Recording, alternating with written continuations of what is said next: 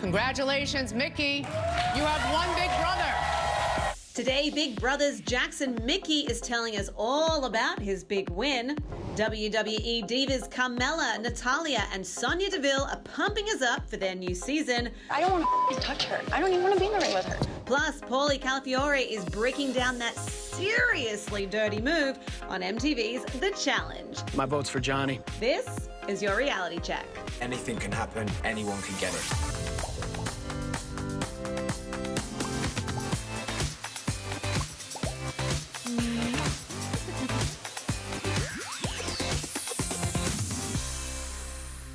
Hey everybody, welcome to your Thursday. I am Lyndsey Rodrigues and you are watching Reality Check, and we have got an entire hour of goodness for you today with guests galore, and joining me first are three divas, Sonya Deville, Carmella and Natalya. Welcome ladies. Hello. First of all, thank you for matching our set perfectly. We could not have planned this better. Look at this. You're welcome. So color coordinated. Yes, you're all looking incredible. I'm so thrilled that you can be with us today. We have a lot of ground to cover, so we're going to kick things right off with our top 5.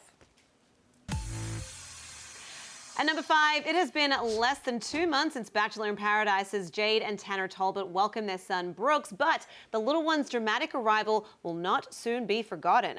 The couple commemorated the occasion with a framed photo of the birth, as well as taking a family portrait in the very same closet in which he was born. Tanner told People will always have a good story. It is definitely something to tell him when he's older. Now, ladies, this was a very dramatic birthing story. If there was one room in your house that you were going to give birth in other than the bedroom, where would you want to give birth?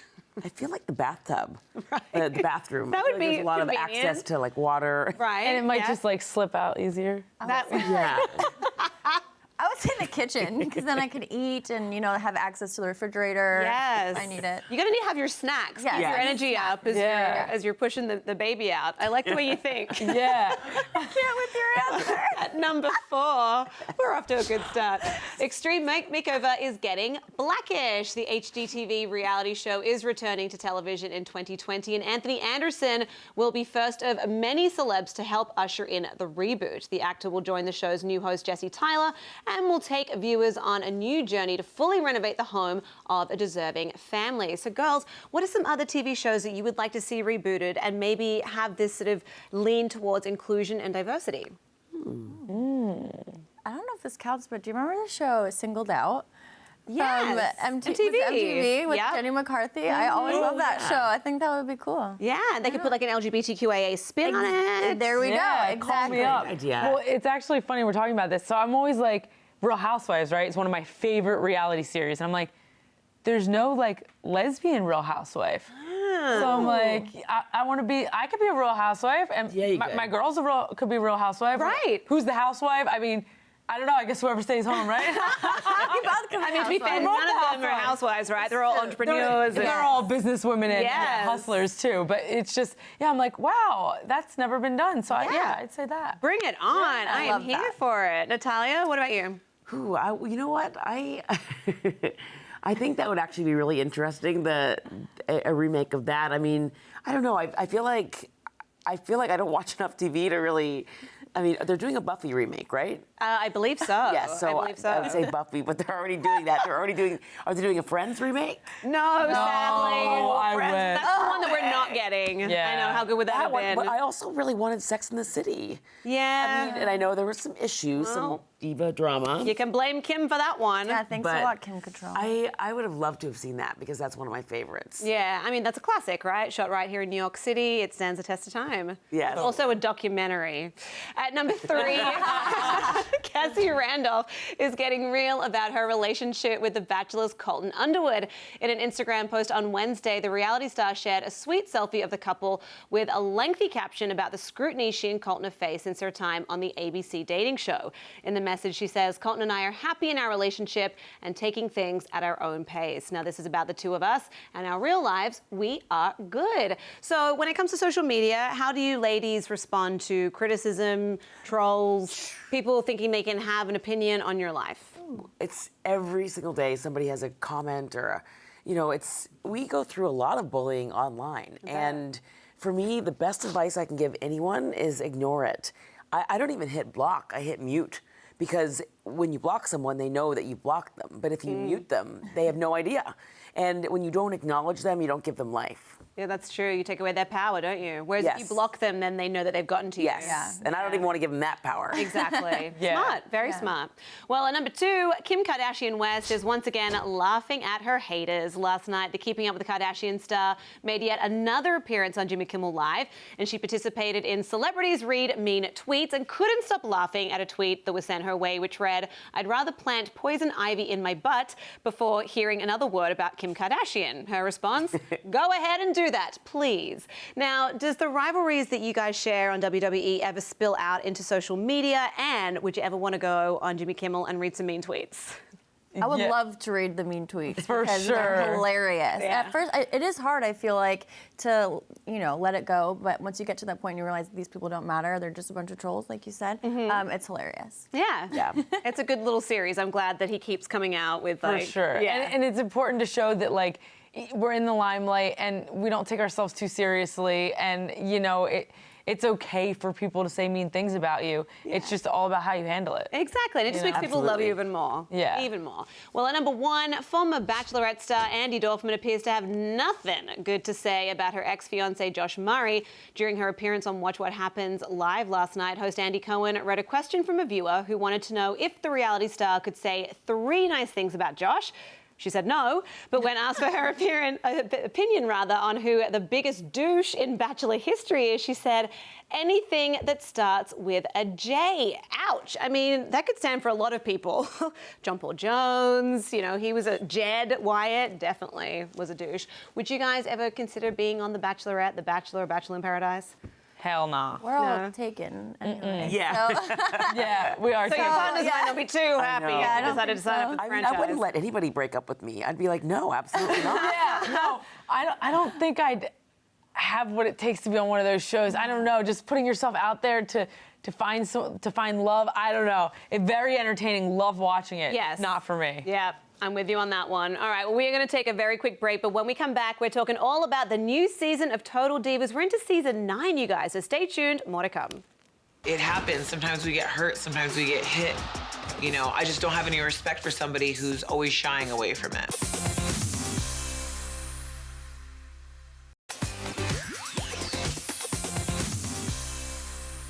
Welcome back to the show. I am still hanging out with these incredible badass babes, the WWE Divas, Sonya Deville, Carmella, and Natalya. Thank you so much for hanging out today, girls. Of course. thanks for having us. Well, look, we have a lot to talk about because season 9 of Total Divas is premiering next week, October 2nd on E! So if you had 3 words to describe this season, I'll give you 1 word each. What would those 3 words be?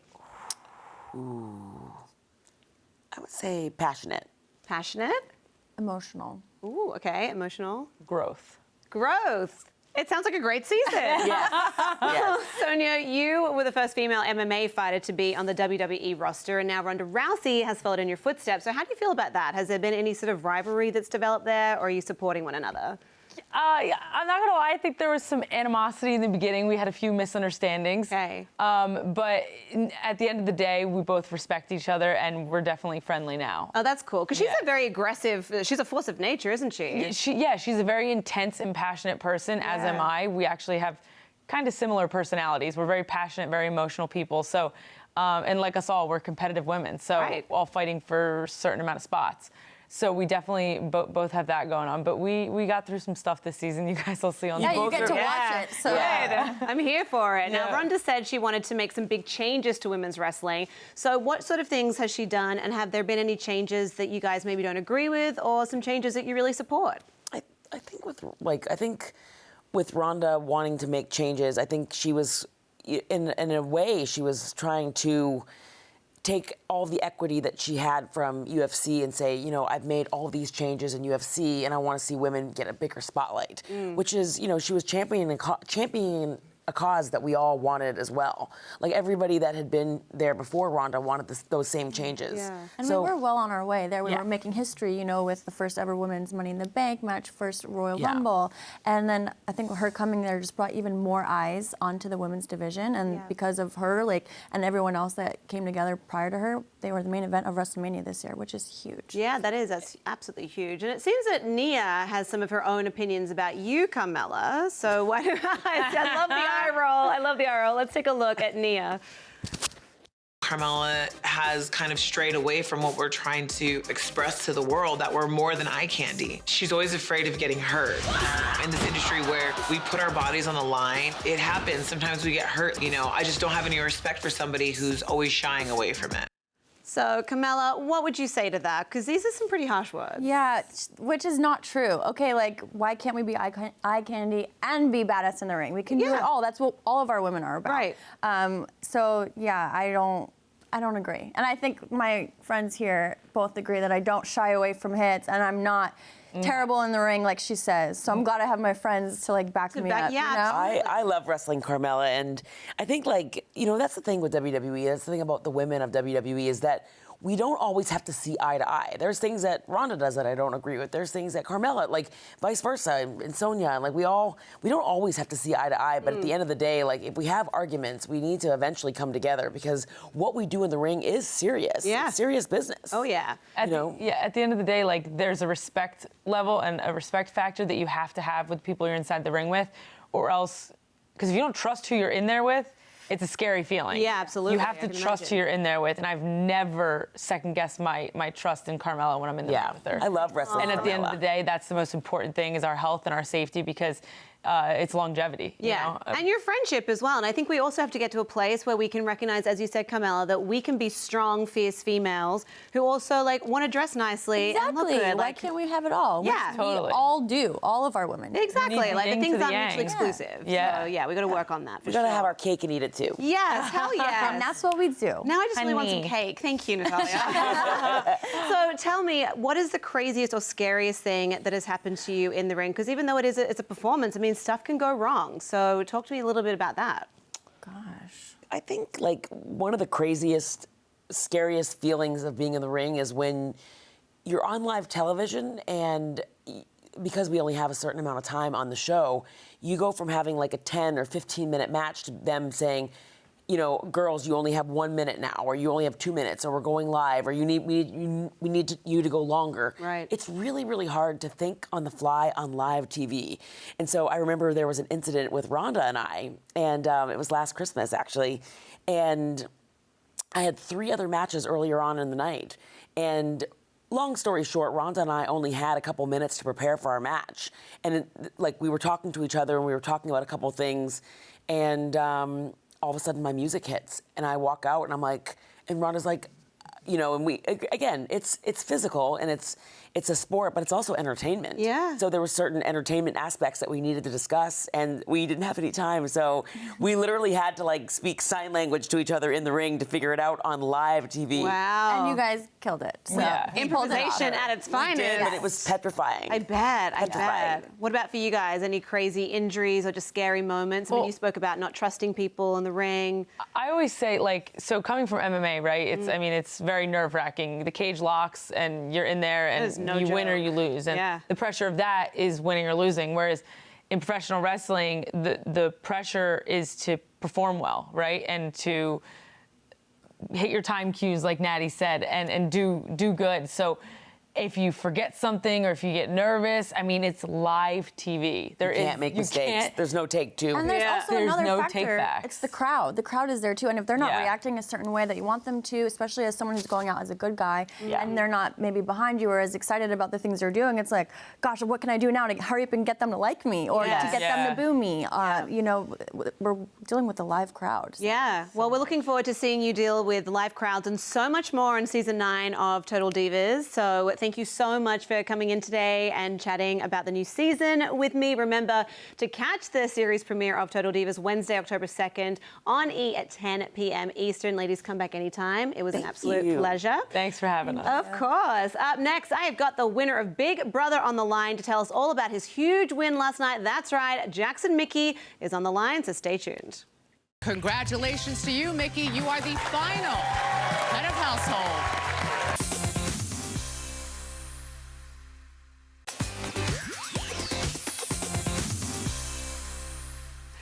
Welcome back to the show. On the line now is the winner of Big Brother 21, Jackson Michie. Welcome, buddy. Thank you so much for having me. How are you today? I am doing fantastically. You are doing even better, of course. Congratulations on your win. Has it sunk in yet that you are $500,000 better off than you were 99 days ago? It hasn't. $510,000 better. I got a little luxury comp boost. Oh, but nice. no, I'm doing great. I'm doing great. It has been a very surreal moment. It has been hours after I won, and I couldn't believe it. You know, honestly, I'm very, very shocked and very surprised to be here. But I worked hard to do it, and I'm glad to see that it finally paid off. It definitely paid off. You won 11 competitions during your time at Camp BB. So which was the most challenging one for you? Honestly, the most challenging was probably the first, camp director. Even though it wasn't a competition, it was a social competition. Trying to get 16 people, or 15, other than myself, to vote for me that I have never met, to guarantee myself safety and make it seem as if I didn't want it, to then get out of that situation with no blood on my hands after sending 4 people out the door within hours of moving in was hands down the trickiest part. Oh, absolutely, because I would imagine there's so many layers to it. You now think there's a target on my back, and, you know, you're trying to think strategy and, like, form alliances. And as you said, it's day one. I mean, that's a lot. Exactly. You know, and I knew coming in here that I was going to be looked at as a physical and social threat. And I've told people when they've asked me, you know, what about the first HOH? Would you throw it or go for it? And I said I would always go for it. I need to get guaranteed safety any opportunity that I can. And week one especially, people get evicted based on first impressions. And I know first impression, I would have a good chance of going home. Right. And I didn't come here for 16th. You know, it was one of those things where I heard camp director when Julie mentioned it, and she said there was guaranteed safety involved, and I had to pounce on it. Well, let's talk about first impressions and evictions, because last night you said that your decision to banish David, Jessica, Kemi and Cliff on night one was strategic. So can you talk us a little bit through what that strategy was? Yeah, sure thing. So I know in that living room when we were talking about, does anyone want to volunteer to be camp director? Those 3 individuals raised their hands before me. And I know the strength and courage that it took to put my hand up and do it after them. So for me, the fact that they did it was telling me that they were probably social leaders. They're very confident in themselves. They're very strong-willed. They're responsible, and they feel mature and willing to handle any sort of unknown variables that come with being camp director. In my mind, that equates to potential threats to my game. So for me, when I was chosen as camp director and forced to banish 4 people, the first 3 that came to mind were the other 3 that were strong enough to raise their hands because they might be a threat to my game down the road. Gotcha. With Kemi, it was very simple. I needed a 4th seat to fill, and it came down to who campaigned to me the least. I was in the boat room getting hit one after another after another. You're right. Kemi never came in. Right. And I was in the shower when she campaigned to me, and she was brushing her teeth, and it was very haphazard, nonchalant, almost like she didn't care. So for me, that's what it came down to for the 4th seat, was who campaigned the least. And that's why it was Kemi. It did not cross my mind until last night when I heard it. And that was where a lot of that shock came from, was because I look at everyone as equals.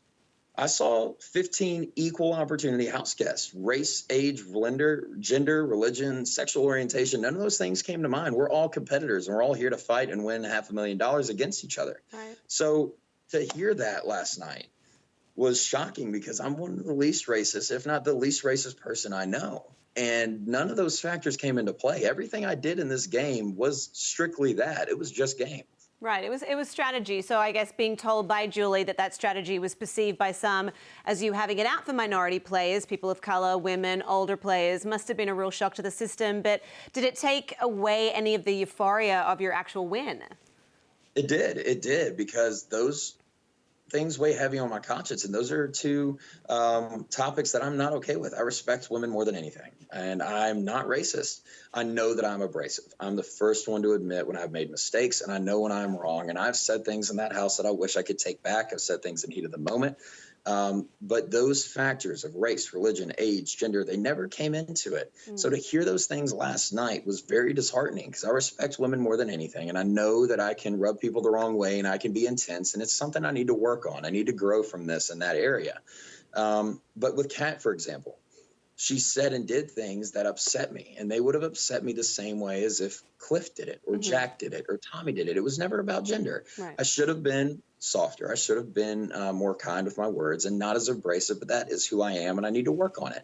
And I own up to my mistakes. I was wrong in a lot of areas, but for me, hearing disrespecting women and racism truly made it hard for me to enjoy last night, because those are two things that I don't stand for. And it was gut-wrenching. It broke my heart to hear it. It really did. And you weren't the only one facing these kinds of allegations, because Jackson, Nick and Christy were also put in the hot seat last night for their treatment of Kemi. So can you tell us your take on all of that? Again, I've been out of this house for the business end of 16 hours, maybe. I have no idea what's being perceived, what's been shown, what's on the feeds, what's on the internet, what's on Twitter, social media, what people have said for the past 100 days. I have a lot of catching up to do. But I know that I love everyone in that house, and it may not be mutual. And I know that there's a lot of people that like me in this country, and there's a lot more people that don't like me, and I'm okay with that. But the things that bothered me were those two things: disrespecting women and racism, because those are two things that I don't stand for. Yeah. The people that are going to nitpick about my everyday life, I can't do anything about it. But those two things, that one hurt. Well, the good thing is now you have a very large platform with which to break down those misconceptions about you. So brighter days ahead. Right now, we are going to take a very quick break, but we're going to have more with you on the other side of this. We're going to talk more about last night's finale and, of course, that big win. So stay with us. We'll be right back. Congratulations, Michie. You have one big brother.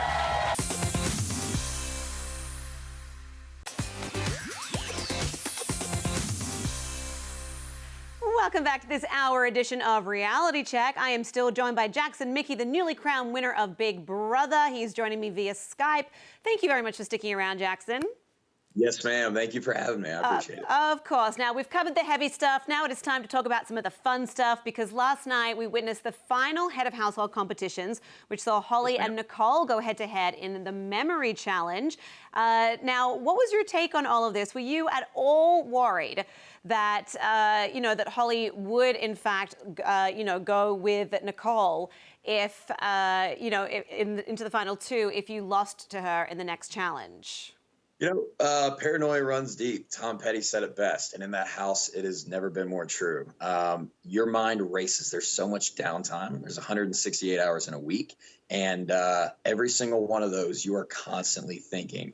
I love Holly, and I know where I stand with her. And I can only hope that it was mutual. I have a strong feeling that it was. But there's still that little inkling in your head that wonders, what if she has a change of heart? What if Nicole can convince her to change her votes? Because things can flip on a dime in that house. It's happened with a lot of votes right before eviction. Yeah. And going into final three, you're playing for $500,000. And, if Holly decided to take Nicole because she felt like she could win against her more than me, it would break my heart, but I couldn't blame her, because it would be what's best for her game. Yeah, and that's at the end of the day, as you said, it's a game and it's $500,000. But then you and Holly competed in the final Head of Household Challenge, and it was so close that Holly only lost out by 1 point, making you the final Head of House. Let's take a look. This is tough. And if there's any way I'd want to spend my last week, it's with the two best women in this house. I love you both, and I'm sorry, but Nicole, I vote to evict you. It's official. Nicole, you are the last person to be evicted. So why did you choose Nicole to evict over Holly? Did your romantic feelings play a part at all, or is that like the dumbest question ever? So, obviously, I think the only showmance to make it to final two was in All-Stars. So there's that little bit that had to do with it, but it was game. Holly has been unwaveringly loyal to me from the beginning. Even when I was kicked to the curb and I was living in the have-not room by myself for a week or two, she was there for me. She's been supportive. She's been my rock. She has kept me sane. She's kept me on a leash. She's yanked the reins back when I get a little out of control. And she's the girl that I love most in this house, and there's no way that I could ever turn my back on her. The romance or showmance or whatever you may have it did not come into play, because honestly, the least I could do was sit there and have her back the same way that she's always had mine. Well, obviously, we wish the two of you the best, whether or not you remain friends or in a relationship. But I think the question on everybody's lips are, what are you going to do with all that money? Are you a spender or are you a saver? Okay, so I totaled my car 2 weeks before moving into the house. Oh, no. So I need to get one of those. Okay. I don't know if I still have my apartment. And I had to quit my jobs before I came in, so I'm unemployed. But I have 7% that I'm setting aside for necessary living expenses, for a new car, and for everything that I need to cover. The rest is going into savings and investments and to help my family. I'm not blowing this money. $500,000 can go a long way, and it can go a very quick way if you spend it improperly. So for me, it's going into savings, and I got to spend it in order to sort of get by in life. But I'm 24. I turned 24 a week before moving in. I have a lot of life left to live, and this could be a life-changing amount of money, so I'm going to use it responsibly. Well, I think that's amazing. You said that you went into this game for your mom and dad, and that you just wanted them to be proud of you, and I'm sure that they are absolutely proud of you, because that is a very mature way of looking at money. I think most people would be like, I'm going to Vegas, baby. So congratulations. Well, I am going to Vegas. I am going to Vegas. Okay, good. I ain't touching that money. I'm not touching that $500,000 in Vegas, that's for sure. All right. Well, just remember what Wesley Snipes said in the famous film Passenger 57, always bet on black. Here we go. I'm a craps guy myself, not a roulette, but we'll see how it goes. All right. Well, either way, thank you so much for chatting with us today. Congratulations again on an amazing win. Big Brother 21 in the bag. And just go and live and enjoy your life, buddy. And thank you, Lyndsey, for having me. Have a good afternoon, and I appreciate your time. Of course. We'll chat soon. Bye, Jackson. Thank you. It is time for us to take a break, but when we come back, I'm going to have Paulie Calafiore on the line to talk about last night's MTV's The Challenge. It was crazy, you guys. If you watched it, you know that we have a lot to talk about, so stay tuned. My nephew is 3 and he can swim better than that.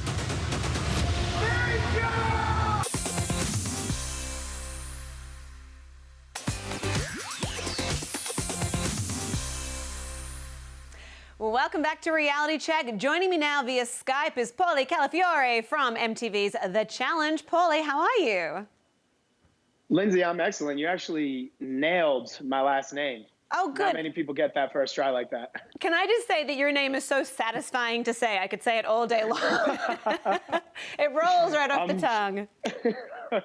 Oh man, there's so many puns that you just set yourself up for, but I'm not taking them. I appreciate that. Thank you, buddy. Now, before we get into last night's episode, I do have to ask you about last week, where we saw Laurel flex her power and alliance only for it to backfire when she was voted into the proving ground. And in a really crazy turn of events, this happened. Let's take a look. You did not put all the branches where they belong. That, ladies and gentlemen, is karma at its finest. Karma for flaunting your numbers in our face. Ninja just pulled this off, and it's only right. So talk me through your mindset when that series of events happened. We think that Laurel has won the challenge, and now actually she hasn't. You obviously said it was karma. Talk me a little bit more through what was going on up there. So it's actually crazy because right then and there, you saw where everybody lied on both sides. So you saw who was aligned with who, and it was just mind-blowing. Like, my eyes were open. I was like, oh, my God. And I kind of was suspicious about it because on the way to the challenge that was thrown by the people in Johnny and Laurel's alliance, on the bus ride, they were sitting there and they were taunting me, and they were taunting everybody else, like Cam and Cara, basically being like, ooh, I wonder who's going to go into elimination next now that Wes is gone. Maybe it'll be you, Paulie, and maybe it'll be you, Cara. And I'm just like, all right, whatever. Well, we got to lose for that to happen. Cool. Fast forward to the challenge being thrown. I lose my mind. Thank God I was able to build a relationship with Idris and a bunch of the other rookies prior to that vote happening, because I wasn't really using intimidation and bullying as a tactic. I kind of just spoke to them for who they were. Mm-hmm. So Idris, Esther, Big T, all those rookies, I just kind of wanted to learn more about them. And it ended up paying off in my favor because they ran the train on Idris the whole night before and that whole day leading up to the elimination, basically being like, if you don't vote for Cara, we're coming after you. We've got the numbers. If you side with Paulie, you're done. So he held strong, which was a credit to him. Not many rookies would do that. And I just kind of held my breath because I was like, this is going to be a huge opportunity to take advantage of a missed shot. Right, right. Well, moving on to last night's episode, Team USA was still dealing with the aftermath of Johnny's alliance throwing the Relic Run Challenge, as you just mentioned, but it didn't stop you guys from pulling a W this week. So when you realized that the USA had won, because it was very close, and at one point someone even said, like, I think it was Ninja or maybe D, was like, I don't even know who's in front right now. So when you realized that it was in fact Team USA that were victorious, what was the first thing that went through your mind in terms of what is next strategy-wise? So for me, I have been a part of a lot of successful teams, a lot of unsuccessful teams. And one thing that I've learned is no matter how good the talent pool is, the only thing that separates a successful team from an unsuccessful team is how many cancers you have on the team. I felt as though as long as there was always a lingering fear that we can't work together as a team and that everybody's kind of looking at each other with guns drawn on each other, like who's going to take the next shot. And as long as certain egos were still on the team, we would never be able to be successful as a team. And there's a funny story about a team I was a part of who had like the #1 draft pick on it, and we couldn't win until the kid got drafted and he was no longer on the team, because although he was a phenomenal talent, he was just a cancer to the team. And once he was off the team, we made the Sweet 16, ranked nationally, all this stuff. So immediately, even though we won, I knew exactly what was happening. The second that I shook Johnny's hand the night before, that was mainly just to manipulate the team on the other side of thinking everything was fine and dandy, namely the person who said that they were my ride or die, Josh, because his mind was so twisted and manipulated that I had to basically do a Hail Mary pass and do something that I didn't want to do, but I had to for the sake of the format of the game. Yeah, I mean, we're going to talk a little bit more about how you used Josh's twisted mind, as you said, to your advantage in just a minute. But even though you guys did win the challenge, Zach seemed to have a lot of doubts about Ninja's performance during the Hooked Challenge. Let's take a look at Ninja struggling. There is no way Ninja is this poor of a swimmer. Ninja is either throwing this challenge so that we lose on a guy's day, or she is out there having a stroke. She has a life jacket on. My nephew is 3 and he can swim better than that. So, Paulie, what did you think about Zach's comments? Do you think that Ninja's poor performance will come back to bite her in the butt next week, seeing as the show next week is a girls' elimination? To be honest, I feel like a lot of cast members, when they're in the moment, they try to sway and manipulate whatever's going to benefit the narrative that they try and push. So the only thing you can do is calm people down when they are worked up in a high-pressure situation, and outmaneuver the people who try to use something like a poor performance in a swimming challenge to benefit their narrative. For instance, that would be like if there's a puzzle challenge and someone who's not good at puzzles and is known for not being good at puzzles is terrible at puzzles. That I wouldn't be able to then use that against them and be like, well, that's the weakest link, because it's a team, and in order for a team to be successful, everybody has to do their part when their talent is called upon. So that's just how I look at it. So even though Ninja was bad at swimming, I always knew she was a bad swimmer. Right. However, you put that girl on a wall, you make her run, you make her carry things, she's lights out. And she's got a neuroscientist. She's got a degree in neuroscience. So she's also a whiz when it comes to puzzles and strategy. Right. Not somebody I would consider weak. Okay, well, that's good to know. And Team USA's win ultimately forced Team UK to vote in yet another one of their own to be sent to the proving ground. So let's take a look at the tribunal from last night. All right, we've got to vote. All right, off the deal. 1, 2, 3, 4, 5, 6, 7. All right, that's the majority. For me to be targeted like this and then to all go for me is the dumbest move I've ever seen. So what did you think of the Brits' decision to send Theo to the proving ground? And did he dig his own grave with that really long speech that he gave?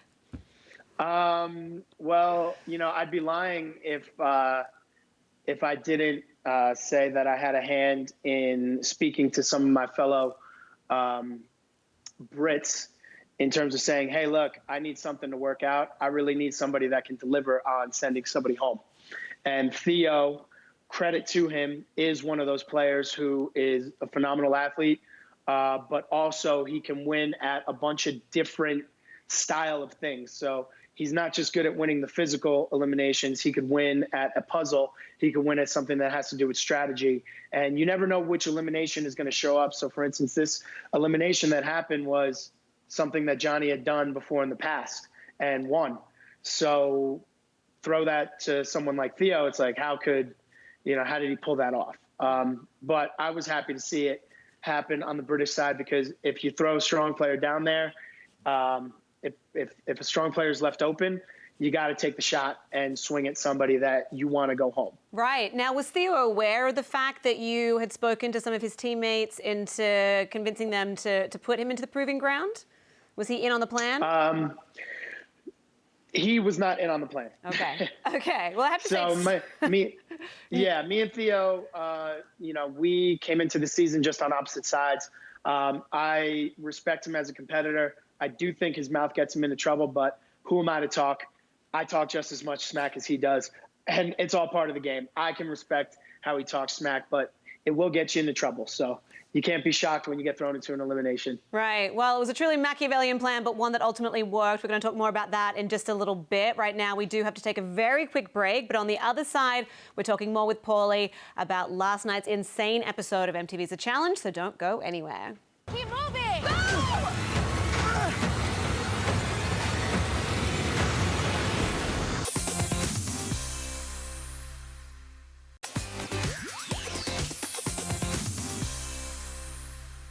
Welcome back to the show. I am still here with Paulie Calafiore from MTV's The Challenge. I had to say it again. I had to. It's too good. Just like that. It's amazing. I love it. Thank you.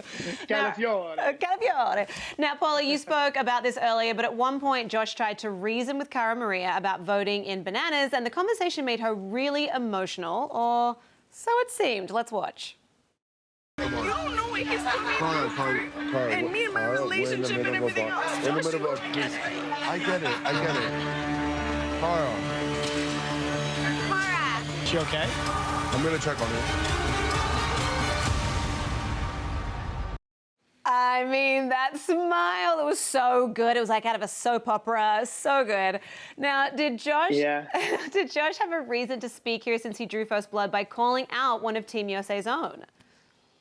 No, I don't think anybody had reason to speak on anything. And it's funny because Cara and I, we spoke about this, and I said, Cara, you're going to have to put on the waterworks. I said, we need to see where everybody's head is and see if they're truly twisted about this. Because we all know that if Bananas had a chance to regroup his cards and if Laurel didn't go home, he would look to strike again. So for me, once you take a shot and miss, that's the time to strike. Right. You strike when your enemy is the most vulnerable. So the shot was taken, the miss happened. You do this. Cara was sent out there as a feeler to Josh and everybody else to see what their responses would be. And I found it funny that Josh, as well as the other male castmates, basically told her to suck it up and stop playing the victim and stop crying, when it's kind of been like one of those things where I get it. Maybe that's what she's done a lot in the past. But in this case, this was totally game strategy. And this was put together by us to kind of see where everybody's heads were, to kind of be like, oh my God. Right. They're in deep. All these people are very twisted. We have to take the shot. Because at that point, I was like, you know what? Let me maybe give him the benefit of the doubt, even though, let me put everything that he has ever done and said to me, about me, off the table and just think what's best for the team. But once I saw that, and Josh was supposed to be one of my closest allies, that's when I was like, man, this is actually too far gone. Head of the snake's got to get chopped off now. Right. Well, look, you talk about shots being taken, and Bananas definitely took some shots at Cara Maria last night, saying that she doesn't have a personality of her own and that she morphs into whoever she is with. Do you have anything to respond to in terms of that? It's been the same narrative for a long time now. The only thing people say is they try and take shots at her by, indirectly taking a shot at me. They take shots at me for, my past where it's like we're all not angels. I don't think I'm an angel. I've never claimed to be an angel. And I think it's just the same narrative. I mean, even if you want to dial back to when she was dating Abram, which I don't really know much about their relationship. I just know that it didn't end well. But Johnny has always kind of been obsessed with her relationships. And it almost seems like he has somewhat of an obsession with her. And I think when they finally teamed up on Final Reckoning, he finally thought like, oh my God, maybe she's finally going to give me that chance that I never got with my small penis. And, and then like do something like, oh, here's the king and queen of the challenge, blah, blah, blah, blah, blah. But then it was like, she's kind of into somebody that actually knows how to use that thing below their waist. And then it turned into this whole thing where it's like, I sent him home on Final Reckoning. He goes home early on War of the Worlds 1. He goes home early again. And it's like, him and I were on good terms every single time leading into a season. It's always been after the season that he turns into this bitter, jealous, somewhat obsessive person. And it's a little kind of, disheartening because it's like, dude, I ain't got no problems with you. You shot first. I just struck back. I was actually trying to get him to make amends with Wes this season so that they could work together so that we could be a dominant team. He chose to pull the trigger. And it's been nonstop with him jumping on board online, always to try and troll me, where it's like the only thing I really focus on is competing and winning. And, until I get my first title, I'm going to keep doing what I need to do in whatever game to win. And I'm going to do whatever it takes in the offseason to be the best prepared to win. And I think that's what people fail to realize about me is that I cannot be swayed or manipulated by fans, followers, or fame. I'm here for the money and I'm here for the titles. And if you cross me, you better get me out, because if you don't, I'm going to come after you. And I never miss. Right. I never miss. Well, run the tape back from War of the Worlds 1. I don't miss, and I don't miss here. Yeah, I mean, speaking of crossing you, you did make a deal with Josh last night that you would not throw in anyone from Team USA, but obviously that's not how things went down. So let's take a look at that. I said I was going to do what's right by the team. And what we decided is, since there's a strong player down there, we're going to give them a strong player for the UK side. My vote's for Johnny. And jaws dropped. Now, were you worried about the effect it would have on Team USA, particularly Josh, or even just the fact that, as of this point, you probably have a target on your back? Well, I mean, I've always been here to do the right thing by Johnny, supporting his businesses and everything. I think that whenever you're going to make a decision, whether it's in the game or whether it's in life, you always have to weigh out your pros and your cons, and what's going to possibly backfire as a consequence. So I think that Josh never weighed his pros and cons with making the decision to team up with Laurel and Bananas and pull the trigger on Wes. Bananas and Laurel never weighed their pros and cons of what would happen if things backfired in their face. I weighed out all my pros and cons, and I said, well, what's the worst thing that happens? I go into an elimination next. There's not really many people there that can beat me when it comes to challenges or eliminations. So I was like, if that's the worst thing that can happen, Josh is already too far gone on the U.S. team. So all I'm really doing is just kind of taking a shot and gambling at something that's already damned if you do, damned if you don't. If I did nothing, I was still going to be in the same position had that backfired in my face. So I took the chance in gambling on it. I saw a opportunity to change the momentum in the game and to possibly even out the power shift, because it was dead even, maybe a little bit tipped in Bananas and his alliance's favor. So I figured if I can take him out, the people that were going to step up to then run his alliance, they wouldn't be able to outthink me. And that's where I was thinking right then and there. Okay. Well, look, Paulie, before we wrap this up, I do have to ask, I noticed that you're wearing a Johnny Bananas sweatshirt. Are you wearing that ironically, or are you wearing it sincerely? Hey, you know what? If there's one thing about me that the people who actually take the time to know me do, and there's really only a small amount of castmates that have things to say about me, and it's usually the ones who I've done wrong in the game and usually never outlast me. But if you actually look at how I play the game, you got to tip your hat and you got to give respect where respect's due, which is something that I pride myself on. Is I'm always going to support my castmates in whatever they're doing. So I wish Johnny the best of luck in First Look. I hope that does well. If he wants to continue doing the challenges, I hope that he can do better. I just find it to be very hard to be a jack of all trades, because then you'll become a master of none. And for right now, this is my main focus. And I'm always going to support his brand, whatever it is. If there's other castmates doing fitness things, doing whatever, I'm very supportive of them, because at the end of the day, it's a game. What happens in the game doesn't trickle into real life. And I'm trying to get my castmates to realize that, because they take a lot of low blow shots at me, mainly at my character outside of the game, when most of them don't really know me. So I'm trying to change the narrative and how we interact outside of the game, because ultimately we're the only ones who understand what goes on inside of the game. And we can do better by helping each other out, making things more fun outside of the game. So that way, when we go in the game, it's just all about competing. Yeah. You know, and may the best person win. Absolutely. Well, look, Paulie, thank you so much for breaking down last night's episode with us. Now, sit tight, because when we come back, we're going to get you to play a game. I think you're going to enjoy this, so stay tuned. There's a new player in this game, and everybody needs to watch out for what's coming next.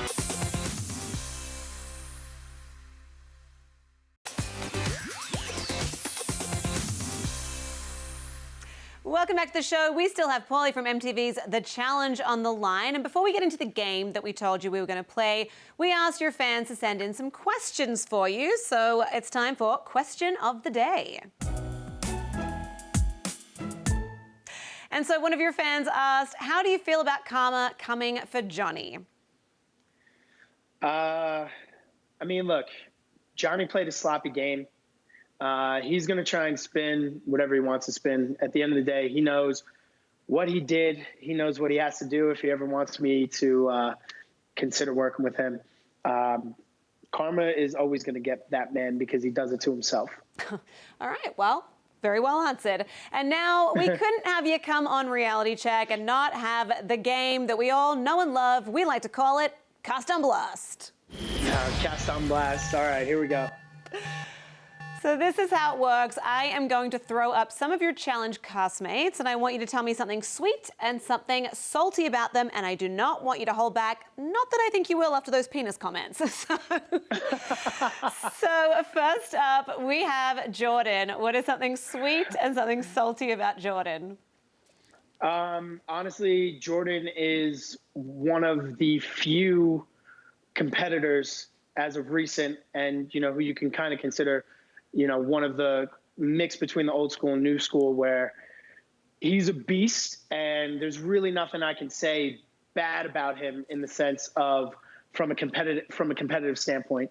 If there was anybody who I would constantly want to compete against, it would be him, because in the off season, he's going to make me train harder. And when I get there, he's going to make me compete harder, because if I got to beat people who are the best, I got to be able to beat him, because in my opinion, he's the best. Because he's won back-to-back titles coming into this season. And just seeing what he was able to do up until this point in the season, I was very impressed, especially when he beat me by 2 seconds in that swim. Oh, Son the of a bitch. swim. Yeah. Yeah, that looked brutal. Okay, what about Nani? What's something sweet and salty about Nani? Let's see. Something sweet would be that she is loyal to a fault. Case in point, look at her loyalty to being friends with Elevator Boy over there. And then I'd say something sour is, you know, she relies too much on her, I guess, politicking game when she could actually focus on competing, because she has spurts of being a good competitor, but she relies too much on, you know, trying to sleep with people, which is cool. Like that, you know, that does, you know, whatever you got to do to get by. But I don't think that's a negative thing. I just feel like she could be a better competitor all around. All right, what about Theo? Something sweet and salty about the man that went to the proving ground last night and sent bananas home, Theo. Honestly, Theo has such a good heart. I think he gets stupid sometimes. So I think that, you know, he always has the best intentions, but then sometimes he gets wound up by the wrong people, and sometimes falls into the wrong, groups that kind of twist his brain everywhere. But if Theo just stayed in his lane, you can't take much away from a former Olympic athlete who has transitioned. And for his height, most people that tall are like so uncoordinated at athletic things, and he's so coordinated. It's impressive. And what about one of your fallen soldiers, Wes? What is something sweet and salty? A seasoned player, a veteran. What can you say about him? I love Wes more so for the person that he is outside of the game. I've created such a good relationship with him outside of the game, and he's always someone to talk to. He's always someone to bounce business ideas off of back and forth, help kind of guide me in a lot of the things that I'm working on outside of the challenge. In the game, I think sometimes he gets caught up in, just like everybody who's done it for like 10 years. So if you want to put like, CT, Bananas, Wes, even sometimes Carr gets caught in it, sorry. Where it's like they have to be this character that they've always been for the past 10 years. And from what I've gotten to know about them, it's not really who they are. And then that just kind of, it's like, when do you shut off the reality person and when do you turn on the real person who's really amazing? Yeah. Well, on that note, I want to get your take on Laurel, because I interviewed her last week and I found her to be so sweet, but obviously she has a reputation for being a villain of the game. So what is something sweet and salty about Laurel? Here's my thing with Laurel. And you can tell a lot about somebody's character when they've actually met you and things go down. So I saw that she said something like, she doesn't really know me, but she didn't know me, and when all the guys would get in her face before challenges and scream at her for opening her mouth, I was the only one who stood up and told them to shut the fuck up.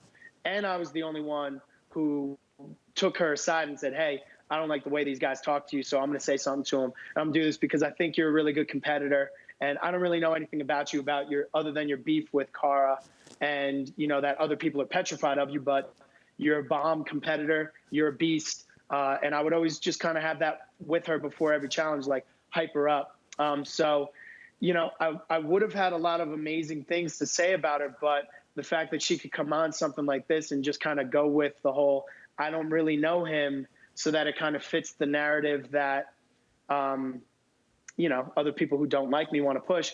That's more telling about somebody's character than anything that I could watch on a TV show. Okay. You know what I mean? Yeah, fair enough.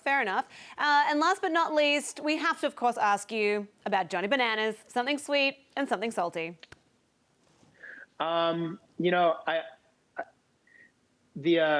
not to get off track here, but so the Maradona documentary is about to come out on HBO, and I actually had the privilege of watching it early.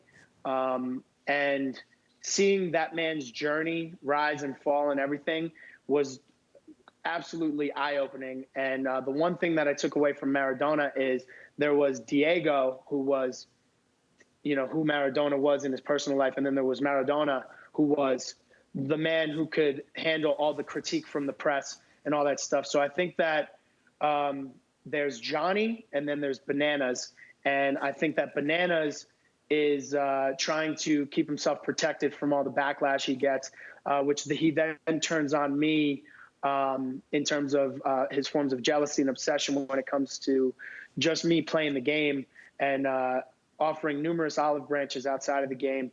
But I think Johnny, the person, for the people that probably know him, and I can't say that I know him because I don't, and he doesn't know me.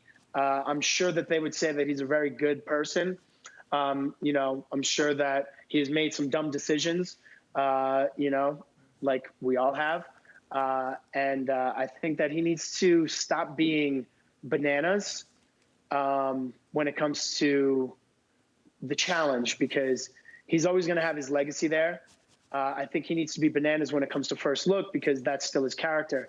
But when it comes to the challenge, he could take a more senior role and stop trying to be this person who lives in the past and only attacks the people who take his shine away from him, which is basically only me at this point. So well, yeah, can we actually? That's all I'll say about him. Can we actually talk about this comment on your Instagram with you saying that he tried to get you banned for 2 seasons. So what was that all about? So that's something where it's like after Final Reckoning, he had gone and said, just because I rushed the stage at Zach and at Kyle and at Brad, he said that I make the guys in the house feel uncomfortable. And because when I saw him in Atlantic City in New York outside of the show, I had told him that if he doesn't show me respect, I'm going to end his challenge career. And I think he took that in the sense of that I'm going to break something on his body there, which, yeah, you know, if it came down to it, but the games have changed. But I meant I'm just going to send him home early if he doesn't start showing me respect. And I don't need him to show me respect in the house. I'm talking about man to man when we're in person. There ain't no cameras. You don't got to put on your charade on social media. And then leading into this next season, he tried to get me banned with Cara after that whole cheating scandal came to be, as if all the challengers or whatever. So he basically, you know, went to production and, you know, kind of told Cara, make them choose between you and her. And that was, in my opinion, just a cowardly way to try and get somebody to not come back who really has done nothing wrong other than go to the show and compete. But that's the game that we play now. It's like they want to sit there and poke and poke and poke, knowing all along that if I were to ever swing or fight somebody, that they would just run and try and get me banned. So I have to be almost extra disciplined to just focus on competing and never losing my temper in the way that actually costs me from getting brought back, because I know that they're all trying to do it. And that's, for me, not cool, because, you know, he's had 18 seasons of this. I'm in my 3rd season now, and Johnny Bananas was nobody in his first 3 seasons. You know, Paulie Calafiore is somebody in his first 3 seasons, and my legacy is just beginning. So to try and ruin my legacy before I've even had a chance to fully grow into my potential, I think is a very cowardly move, and it's more telling of his character and why he tries to spin those narratives that he always tries to spin about me and my character. He's really just looking in the mirror and spewing things about himself. Gotcha. Well, look, thank you very much for clarifying that Instagram comment. And also, thank you so much for playing Cast on Blast with us. We are very excited to see next week's episode of The Challenge. I hear there's some trivia involved, so that should be fun. And always fun having trivia. Always. Well, thank you so much for joining us. It's been an absolute pleasure getting to know you. Right now, we are going to take a very quick break, but on the other side, you know how we do. We got to bless you with some reality history goodness. Don't go anywhere.